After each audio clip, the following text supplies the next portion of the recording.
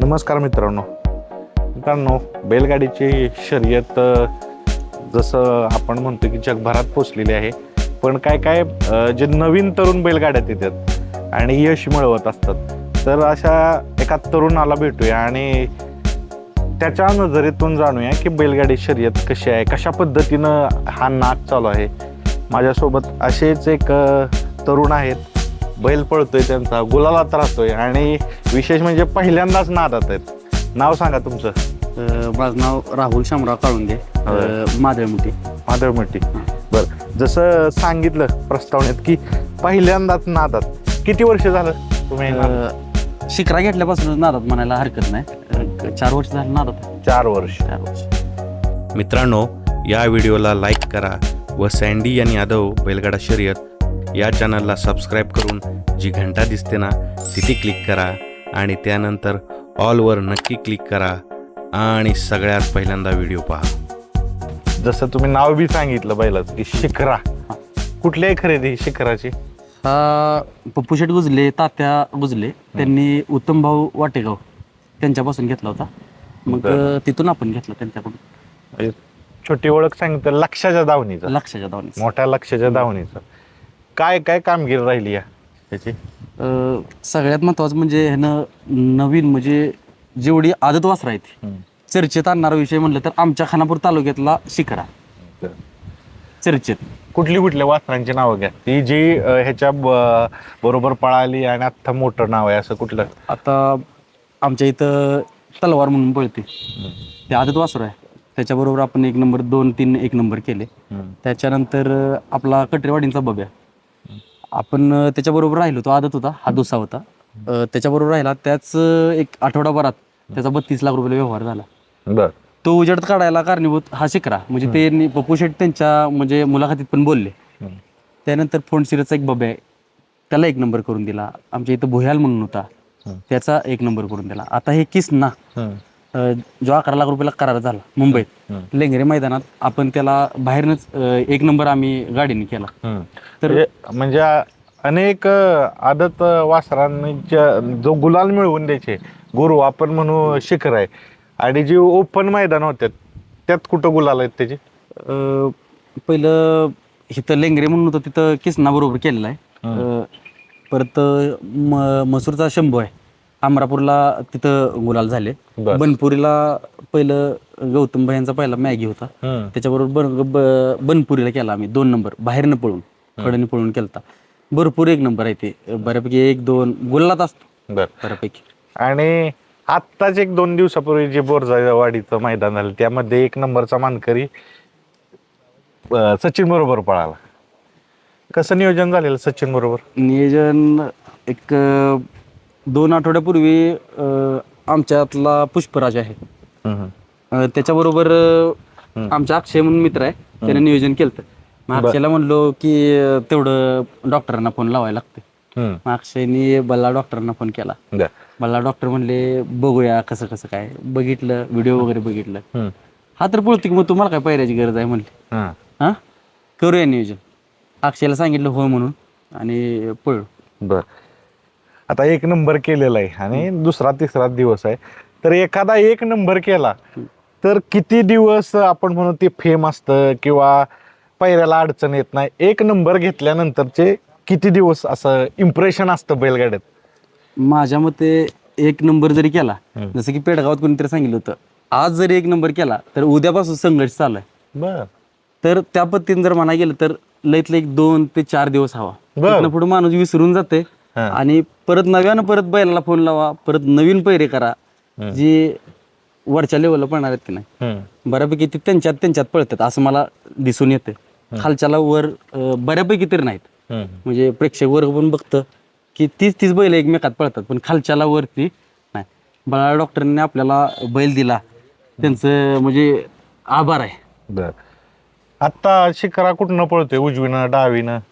त्याचा दोन्ही साईड पब्लिकनं पळतो, पण त्याचा मूळ खांदा उजवा.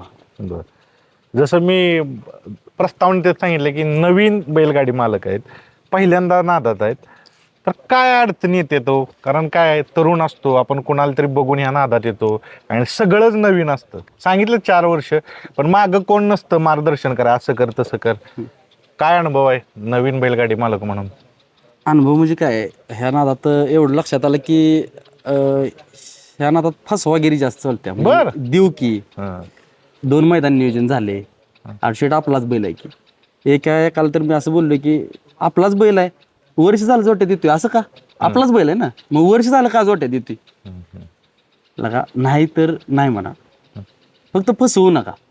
मी तुम्हाला वारंवार फोन लावणार. पायऱ्याची लय मोठी अडचण आहे, सगळीजण बोलतात हाय का तर आहे, त्याचं काय नाही. फक्त मोठी लोक आहेत की नाही, माझं म्हणणं काय माहिती आहे का, ही जी गरीब लोक आहेत, ती मायासारखी जी लोक आहेत की नाही, ती म्हणतात काय माहिती आहे का, राव पैसे घ्या पण द्या मला बैल, मला उजेडात काढा, पैसे घ्या. पण मोठी लोक घेत नाहीत टिकून. बारकं नंदी आहेत की नाही, जी मोठं नंदी पळतात त्यांच्या बरोबरीने पळणारे, म्हणजे जे उजेडत पण नाहीत असे नंदी आहेत, त्यांच्यापेक्षा टॉप स्पीड असणार, पण चर्चा नाही का, तर बैलच देत नाहीत ना. तुम्ही म्हणताय की नकार स्पष्ट दिला जात नाही का? नकार नाही. बैलगाडी क्षेत्रात नाही, माझं आणि तुझं जमायचं नाही असं कोणच म्हणत नाही, कोणच म्हणत नाही. कोणच म्हणत नाही. शेट पळू की नियोजन एवढं एक 25 नियोजन झाले, 30 झाले, तुमचं पुढचं कुठलं पण मैदान असू द्या, बॅनर टाका, देत. पण परत फोन उचलत नाही. सगळ्यात कटू अनुभव पायऱ्याच्या बाबतीत कुठला आलाय? कुठल्या शब्दात नाकारलं तुम्हाला? नाकारलं म्हणजे एक ठिकाणी आम्ही गेलतो, श्रीनाथ केसरी होतं आणि 1,10,000 रुपये घेऊन गेलतो. एवढं? हां, आमचा अजित पुण्यात असतो मित्र. गेला आणि गाडी लावली आणि त्यांना सांगितलं आलो, थांबा स्टँडवर आलो. अक्षरशः 20 मिनिटं गेली, 10 मिनिटं. तुम्ही आता आम्ही 110 किलोमीटर इथनं येतोय, तर कमीत कमी तुम्ही 10 मिनिटं तरी या आधी. आम्ही पैसे घेऊन आलोय, आम्ही काय तिथं फुकट आलो नाही. अर्धा तास वाट बघितली, आला नाही. गाडी वळवली, इथं निघून आलो. शेवटी गेलो, संभाजीनगरचं एक लक्षा म्हणून खोंड होतं, ती उचलून घेऊन आलो, त्याला घेऊन भाडी तोडं देऊन, आणि श्रीनाथ केसरीला पळलो. गट निघला, पण सेमीला लागलो ह्याच्या आपल्या लखनच्या सेमीत. त्यामुळे पण तुम्ही शॉकिंग सांगताय, 1,10,000 तुम्ही पैसे घेऊन जाताय.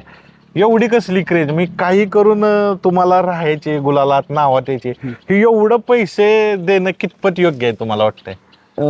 योग्य नाही, पण माणसाला माणुसकी नाही. आणि आता मला बारकी जी छोटी जी बैलगाडा अनाथ करते ती, त्यांना एक आहे चर्चा महत्वाची आहे. आणि ज्याला कळलं की चर्चा महत्वाची आहे, त्यासाठी तुम्ही 1-2 वायदी द्यायला लागली तरी चालत्या. तुमची चर्चा झाल्यापर्यंत, चर्चा जर नाही झाली तर पैर होणं लय कठीण आहे. लय कठीण आहे. बघा मित्रांनो, मुलाखत घेण्याचं कारण सांगतोय, तरुण काय कसं बघतात बैलगाड्याकडं आणि काय काय गोष्टी सांगतात, अनुभवातून आलेत. अजून कुठलाही अनुभव आलेत की म्हणजे असं एकदम विचित्र अनुभव वाटले मला, ह्यातनं शिकाय भेटा, असे कुठले बैलगाड्यातले अनुभव आलेत तुम्हाला? शिकाय म्हणजे हा नाद आहे ना, चांगला आहे. ह्याला फक्त बॅकिंग पाहिजे. बॅकिंगवर जर असेल तर हा नाद चांगला आहे. आणि जर बॅकिंग नसेल, तुमच्या आर्थिक बाजू मागची चांगली असावी, आणि आर्थिक बाजू चांगली असेल तर हा नाद चांगला आहे. नाही तर आर्थिक बाजूवर थोडंसं जर कमजोर जर असेल तर हा नाद चांगला नाही. ही एक गोष्ट शिकायला भेटली. बर, मग कसं करता बाकी आर्थिक नियोजन? मग त्याच्यासाठी तुम्ही काय करताय? आर्थिक नियोजन म्हणायला गेलं तर मी कधी अड्ड्यावर नसतो, मी दुकानात असतो. 4 वर्ष झालं पेडगावला बैल जाते, पण मी कधीही गेलो नाही. मी ह्यावेळी फक्त रविवार होता म्हणून फक्त मी गेलतो, नाही तर मी कधीही जात नाही. करता काय पण तुम्ही? आमचं सोनं चांदीचा म्हणजे व्यवसाय आहे. मी दुकान कधीही सोडत नाही. आणि चेन्नईला दुकानदार आहेत, तिकडं दाजे वगैरे आहेत, तिकडं पण दुकानदार आहे. विट्यामध्ये लक्ष्मी गोल्ड टेस्टिंग म्हणून आपलं दुकान आहे. व्यावसायिक आहात तुम्ही, किती महत्वाचं आहे हो? तुम्ही सांगितलं की मी कधीतरी जातो मैदानात, पण ही व्यवसाय करून हे सगळ्या गोष्टी उभारणं, आर्थिक पाठबळ उभारणं किती महत्वाचं आहे? माझं म्हणणं तर पहिली गोष्ट आर्थिक उभारा, त्याच्यानंतर तुम्ही ही नाद करा. मी जर तिथं कमवत नाही किंवा मी तिथं 2 पैसे कमवत नाही, तर ह्यांचं डिझेल कुठं आणायचं? तिथं दालचा खाणं किंवा डिझेल पेट्रोल त्या पावत्यात त्या कुणी द्यायच्या आणि ती कुणी करायचं?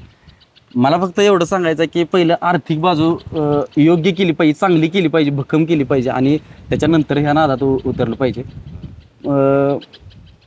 आज दुपारी एक किस्सा चालला होता आणि एक जणानं दुसऱ्याच्या अकाउंटवरती मोबाईल शॉपीतनं पैसे मारले बर आणि त्याने विचारलं, अरे 15,000 रुपये मोबाईल शॉपीतनं, तुझी मोबाईल शॉप आहे? तो काय म्हणतोय, नाही शेट मी मोबाईल विकलाय. बापरे. मोबाईल विकलाय पण तुम्हाला मी वाईट देतोय शेट, आपलं वासरू लय पळते. हा कशासाठी नाद करताय? नको ना. बघा मित्रांनो, काय काय गोष्टी सांगतात आणि हे गंभीर गोष्टी आहेत. सगळं व्यवसाय करून करा आणि जास्त बी आहारी गेलं नाही पाहिजे. आता मोबाईल विकून बैलगाडा किंवा जो आपण म्हणू की सगळी ताकद पणाला लावून ह्या क्षेत्रात उतरणं, स्पेशली आर्थिक, तर चुकीचं आहे. आता कसं आहे माहिती आहे का, शिकरा धरलाय, तुम्ही सांगताय कधीतरी मैदानात जात आहे आणि हे क्षेत्र जवळनं अनुभवत आहे, म्हणजे मैदानात नसलं तरी. तर एक गोष्ट सांगा की तुम्ही तिकडं व्यवसाय करताय आणि इकडं कळतं की की बैलानं गुलाल घेतलाय, त्यावेळेस असं असतं की मला त्या बैलाजवळ जायचे आणि तुम्हाला ते जाता येत नाही. तुमच्याच बाबतीत नाही, ह्या व्हिडिओच्या माध्यमातून असे असे अनेक बैलगाडी मालक आहेत, ते व्यवसायाच्या निमित्तानं भारतभर आहेत, पण त्यांना ती आपण म्हणू विजयाची संधी, तो गुलाल लावता येत नाही. म्हणतात की नाही, सगळं ह्या क्षेत्रात आहे नाही, सगळं मिळू शकत नाही, सगळं मिळू शकत नाही. आता परवा पण 1 नंबर केला, जायची इच्छा होती पण गिराईक संपत नाही, कोणाला तर पेमेंट द्यायचं आहे, कोणतरी येणार आहे, कोणाला तर टंच काढून द्यायचा आहे, ह्या सगळ्या गोष्टी आहेत त्या. माझा बारका भाऊ आहे तुषार, गेला तो सगळं बघतो ह्याचं नियोजन बियोजन. मी फक्त एक सांगतो की कुणाला पण पायरा बिरा करायचा असलं तर तुषारला वगैरे फोन करा, गणपा भाऊ आहेत असत, पप्पू गुजले, त्यांना फोन करा. मला तेवढं रेट सोडून मला दुसरा कॉल आला नाही पाहिजे बैलगाडी क्षेत्रातला, मला नको. कारण की मी थांबलो की तुम्ही थांबला. तुम्ही सांगितलं की बैलगाड्यात तर तुम्हाला नकार देतात. आता कसं आहे, ही वेळ तुमच्याकडे बी येणार आहे, कारण कसं 1 नंबर केलाय तुम्ही सांगितलं सचिन बरोबर. मग आता सगळ्यांना वाटणार की पळावं. जे तुम्ही म्हणताय की जे प्रमुख काय काय बैल मोठी नावं तुम्ही काय काय घेतली, तर त्यांच्या बरोबर पळा भेटत नाही. आता तुम्ही देणार का बैल? ज्यांनी आपल्याला नाकारले त्यांना नाही देणार, पण ज्यांनी आपल्याला संकटाच्या काळात ज्यांनी मदत केला त्यांना मी आवर्जून देणार, आवर्जून. म्हणजे मला एक आमच्या इथला बैल आहे, एक डोहराळचा लाल्या म्हणून, असाच एक भरगच्च बैल आहे डोहराळमध्ये, लाल्या म्हणून आहे तो बैल. मला आवडतो कायम, बैल कुठेही चर्चेत नाही, काय नाही, बंदीतला बैल आहे, पण तो मला आवडतो. मी त्या दिवशी त्याला म्हणलं मला तुमचा बैल आवडतो आणि मी शिखराजीन त्याची गाडी आणणार आहे बरं का. बैल बऱ्यापैकी म्हाताऱ्यासारखा आहे, पण मी म्हणलं त्याची मी गाडी आणणार आहे बरं का, तर तो माझ्या आवडीचा बैल आहे. हे आपण चर्चा करतोय, मगाशी एक मुद्दा तुम्ही बोलला की नकार देण्याची पद्धती, नकार देण्याचे शब्द. पुन्हा एकदा ते शब्द सांगा कुठले असतात, म्हणजे काय काय लोकांना ते कळतील. शब्द कुठले असतात नकार देण्याचे? शब्द म्हणजे काय, शेट 25 तारखेला आहे का मोकळा, तर शेट कुठला बैल आहे, तर शिखर आहे. बरोबर, ठीक आहे ठीक आहे, 5 मिनिटात फोन करू का? परत 5 मिनिटांनी बघणार, सगळं करणार, परत त्याला विचारणार काय गुलालात नाही, हे नाही ते नाही. परत शेट जरा मोठ्या भावाला फोन करतो, आपणच फोन करायचा, त्यांचा फोन येत नाही. तिथं मोठा भाऊ येतो, तिथं नियोजन करणारे बादशाह येतात, परत टीम येते आणखीन. आणि त्यानंतर कधी कधी तर असं होतं की आईला शेट चुलत वारलेत आणि आमचा बैल पळणारच नाही, खरं सांगू का. जर मी फोन केला असला तर ती पण का भीतीपोटी, कारण ह्याचा शिखर आहे किंवा ह्यो अजून एखादा घेईल किंवा काहीही करेल, तर नाही. आणि त्याचा बैल तिथं पळतो. काय काय जणांनी मी आठवले की आयला आता राहुल शेटनं बैल मागितलाय आणि बैल तर नाही चर्चेत, तर राहू दे बैलाला बैलच घेऊन जाऊ नको, 23ला पळू, असं पण काय काय वेळ झाले. आणि त्याच्यानंतर हाच शिखरानं फोन केला की ठीक आहे भावाला विचारतो, नियोजन करत्याला विचारतो. आणि हाच जर मथुरचा बकासूरचा फोन केला का, तिथं का बरं तुमचा भाऊ नियोजन बादशाह, त्यांना का विचारायला लागत नाही, तिथं एका मिनिटात होय, सेकंदात होय. माझं म्हणणं कसं आहे, गरिबाला बैल द्या आणि उजेडात काढा, ती कंटिन्यू तुमचं ध्यान ठेवते. या व्हिडिओच्या माध्यमातून भरपूर गोष्टी ते क्लिअर करतात. आता सगळ्या गोष्टी आपण चर्चा करतोय. आता कुठल्या बैलाबरोबर पळायची तुमची इच्छा आहे? आता तुमच्या व्हिडिओ मी सगळे बघतो, सगळी म्हणतात मथुर मथुर मथुर. तो आता एक ड्रीम झालाय, त्याचा काही विषय नाही, ती तर इच्छा आहेच. पण मला आता संतोष शेठ तोडकर आहेत, मी त्यांना फोन केलता, शेठ मला बैल पाहिजे. आणि ते म्हणले कुठला बैल पाहिजे? तर मी म्हणलो मल्हार पाहिजे. मला आत्ता तुमच्या व्हिडिओच्या माध्यमातून सांगतो की मला मल्हार बरोबर पळायचं आहे, कारण की मात्याला माता आहे आणि गाडी लय पळणार. मग अशी आपली चर्चा झाली मुलाखत घ्यायच्या अगोदर, त्यावेळेस त्यांनी काही गोष्टी सांगितल्या की सगळ्यात महत्त्वाची गोष्ट सांगितली तुम्ही की काय होतंय, ज्यावेळेस चर्चा करतो आपण पायऱ्याला त्यावेळेस मालक म्हणून थेट चर्चा करणं चांगलं का कोण ओळख मध्यस्थी कोणी टाकणं त्याच्या जवळचा, कशा पद्धतीने हे केलं पाहिजे पायऱ्याच्या बाबतीत? तुम्ही घेतला अनुभव नकाराचा, पण होकाराचा अनुभव कसा घेतलाय? होकाराचा अनुभव तर पहिली गोष्ट माझं एक वैयक्तिक म्हणलं तर जिथे एखादा आपला शब्द वाया नाही गेला पाहिजे अशी मी पहिली फिल्डिंग लावतो. म्हणजे सँडी भाऊंना जर बैल पाहिजे तर मी पहिलं मागणं सगळं सर्कल ही करणार की भाऊंना तेवढं सांगा आणि मला बैल द्यायला लावा, ही माझी पहिली भूमिका. पण माझं एक म्हणणं आहे की जर बैल चर्चेत नाही झाला तर स्वतः नियोजन करा. बैल क्विक मध्ये चर्चेत जाणार, स्वतः आपण नियोजन केलं पाहिजे. आणि मॅनेजर ठेवलं तर त्यातला तज्ज्ञ एखादा माणूस किंवा बैलगाड्यात अनेक वर्ष काम करणारा. मला एवढं कळलंय की स्वतः मालकानं फोन लावणं आणि दुसऱ्या एखाद्या आपल्या मित्रानं फोन लावणं की आईला शिकरा आहे आणि आमच्या जोडीदाराचा आहे आणि शेट बैल द्या की, लय फरक आहे. मालक फोन लावला नाही, नकार द्यायला माणूस पुढचा बेहणार, मालकान थेट, नाहीतर तो एकच म्हणणार की आईला जसं तुम्ही सांगितलं सगळ्या गोष्टी नकार का देतात. शिखराला सोडूया तोही. आता थोडं सांगा त्याचं शरीर वैशिष्ट्य तुमच्या नजरेनं कसं आहे, कारण बघताय तुम्ही 4 वर्षात बरीचशी बैल बघितली, कशा पद्धतीने शरीर आहे थोडं सांगा. बऱ्यापैकी आटोपशीर आहे ना, सोडला तरी चालेल त्याला?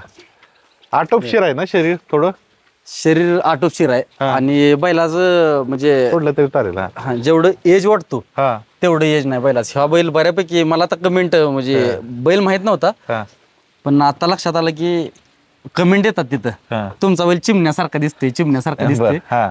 मी म्हणलो अरे तुषार चिमण्यासारखा बैल दिसतोय का? तर होय दिसतोय. ते शिंग वगैरे आहेत की नाही ते चिमण्यासारखं दिसतं.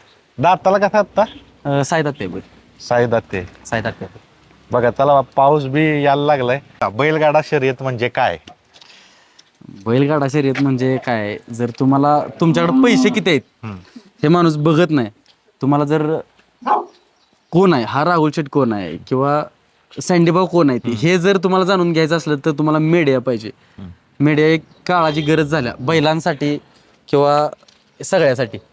बैलगाडी क्षेत्र चांगलं आहे, फक्त पैसे किती तुमच्या खिशात आहे ते ओळखलं जात नाही. फक्त ह्या बैलानं कानाकोपऱ्यात म्हणजे पोचवलं. मला तर एवढं फोन येतात ते सचिन बरोबर पळाल्यामुळं की शेट बैल अंधारात होता, इतक्या दिवस बैल कुठं होता, बैल चांगला पळतोय.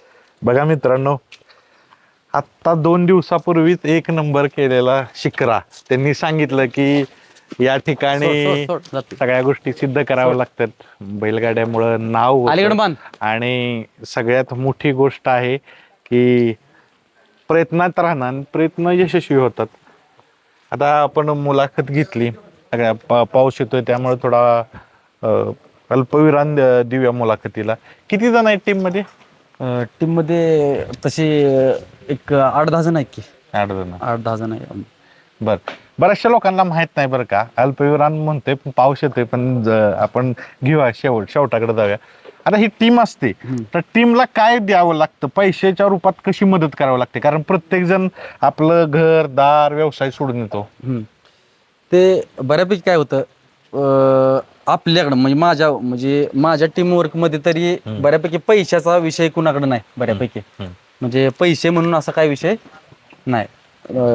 कधी लागलं तर आपलं शेट 10-20 रुपये द्या किंवा ही करा ती करा, बाकी असं पैशासाठीच म्हणून येणारी माझ्याकडे नाही. ही सगळी माझी जवळची आहेत. माझ्यापेक्षा शिखरावर जास्त प्रेम करणारी ही माझ्याजवळची सगळी मंडळी आहे. वा. मी कधीही मैदानात फोन लावत नाही की बैल बसलाय का, बैल उठलाय का, ती पायाला जरा लागल्यासारखा टांगा झालता तिथं काय लावलंय का, मला माहित आहे. तिथं सगळं केलंय माझ्या माघारी.